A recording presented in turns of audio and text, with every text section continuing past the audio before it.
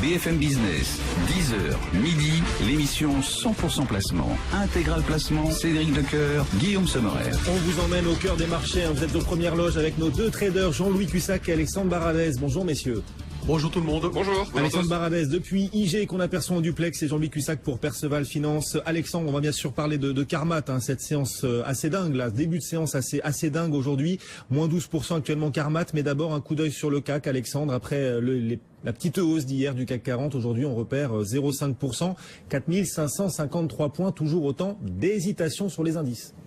Oui, mais il me semble que là, le discours doit changer maintenant par rapport au référendum italien. C'est-à-dire que jusqu'à présent, les 3 dernières semaines, on jouait la stratégie du range et on cherchait à sortir par le haut de ce range. Il y avait des catalyseurs pour ça, la baisse de l'euro notamment, la poursuite de la hausse des marchés US, il y avait une bonne macro européenne, on a eu des PMI notamment, on a eu le PIB US qui a progressé également plus fortement qu'attendu, on a eu hier cet accord sur l'OPEP qui a envoyé le pétrole quasiment 10% plus haut que le niveau de la veille. Et malgré ça, le CAC, qui est venu chercher à 10 points près quasiment son plus haut annuel, n'a pas réussi à faire l'effort qu'il fallait pour taper ce plus haut et chercher le breakout. Et donc, je ne dis pas que ça va pas se faire d'ici vendredi, mais il me semble que maintenant, le marché pour lequel se sont présentés de très nombreux catalyseurs haussiers, sur ces 3 dernières semaines post-élection US, on n'a saisi aucun pour casser à la hausse. Donc ça veut dire quoi? Ça veut dire qu'on a une stratégie jusqu'à présent qui consistait à dire, dans un marché normal, de liquidité normale, on met un stop à 4470, qui était le support oblique septembre-octobre, qui était la moyenne mobile sans période daily. Donc il y avait une visibilité sur un stop possible. Le problème qui va se présenter maintenant, c'est qu'on arrive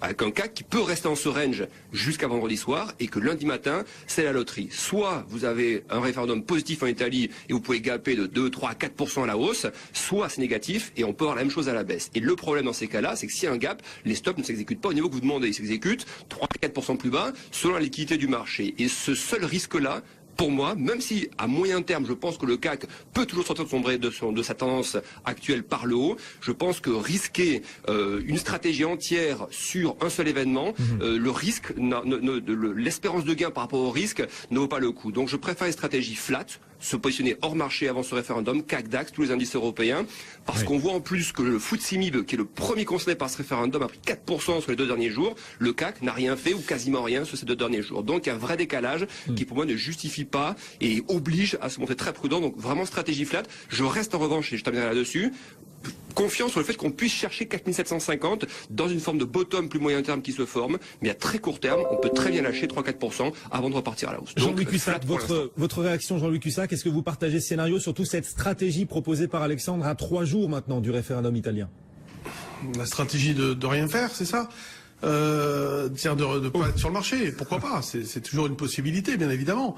Moi, je continue ce que je fais depuis déjà 15 jours. Alors, on peut pas parler de tendance, il y en a pas. On a un record d'accumulation d'écarts dans la zone. J'ai pas souvenir d'une situation comme ça depuis très longtemps. Ça me rappelle presque les années 93, 94, 95 là, où il y avait des périodes extrêmement, on faisait 10 points à la journée à l'époque, mais c'était différent, il y avait moins de volatilité, mais où il se passait pas grand chose. Là, c'est vrai, on est en situation d'attente, mais là on attend l'Italie, ok, mais lundi avec l'Eurogroupe ça va être la Grèce, après ça va être autre chose. Enfin, il y a toujours quelque chose. Donc si on devait rien faire à chaque fois, ben on n'avancerait pas. Mais bon, là je pousse un peu le bouchon, j'avoue. L'idée d'acheter, moi ce matin on a acheté à 45, c'était le conseil qu'on a donné.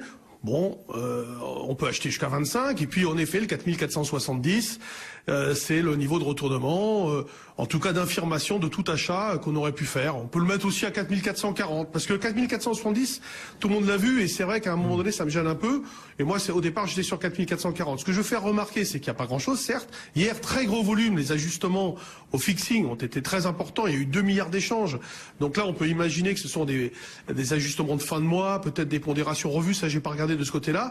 La vol remonte ce matin, elle est à 21,2, donc ok, tension. Dès que les marchés rebaissent un peu, il y a la tension. Mais sinon, sur l'ensemble, c'est toujours la même chose. Il y a rien de nouveau, et on accumule les écarts, et sans se poser de questions, encore une fois, métaphysiques. C'est pas simple. Psychologiquement, c'est dans les faits, c'est tellement facile.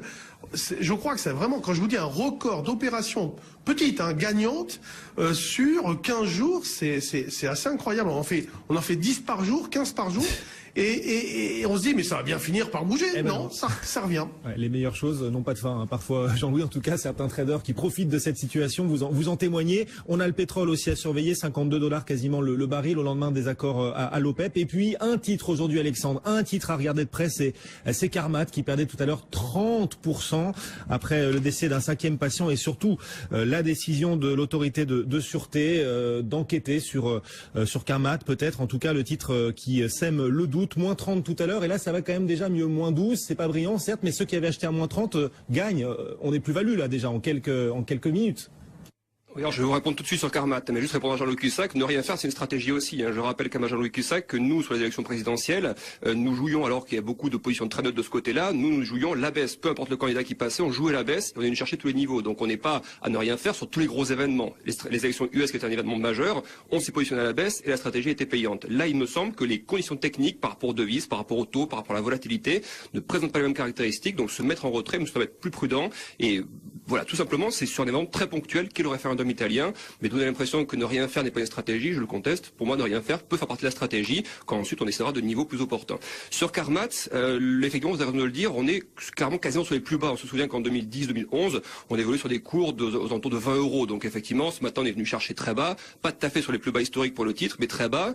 Alors, qu'est-ce qu'il faut faire sur Carmat? Est-ce qu'il faut acheter? Est-ce qu'il faut jouer à la baisse? Dans ce contexte-là, je n'aurais pas un discours différent de ce qu'on a dit sur le CAC par rapport à Carmat, parce que la tendance globale, le sentiment global est plutôt négatif.